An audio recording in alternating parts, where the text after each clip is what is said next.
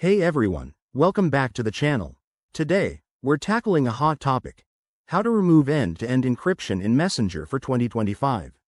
If you're someone who values privacy but needs to tweak settings for sharing or troubleshooting, this guide is for you. First off, let's quickly cover what end-to-end encryption, E2EE, is. It's a security feature that ensures only you and the person you're chatting with can read your messages, making it super safe for sensitive conversations. But in some cases, like when you want to collaborate on a group project or ensure messages are accessible across devices, you might want to disable it. Now, before we dive into the steps, a quick heads up. Removing E2EE isn't always straightforward and could expose your chats to risks, so proceed with caution. We're assuming you're using the latest Messenger app on your phone or computer in 2025. Step 1. Open the Messenger app and go to the chat where E2EE is enabled. Look for the Chat Info or Details button, usually a small I icon. Step 2.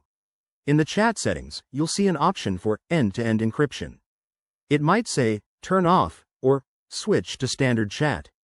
Tap that and confirm the change. Remember, this is typically available for one-on-one chats, but group chats might handle encryption differently.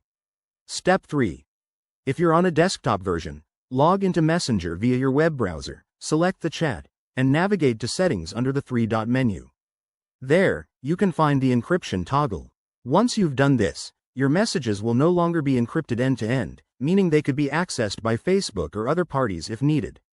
Why would you do this? Maybe for business purposes or to integrate with other apps that don't support E2EE.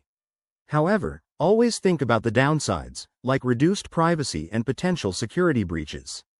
In conclusion, managing E2EE in Messenger is all about balancing security and convenience. If you follow these steps, you'll be good to go, but I recommend double-checking your app updates and privacy settings afterward. Thanks for watching. If this helped, hit that like button and subscribe for more tech tips. See you next time.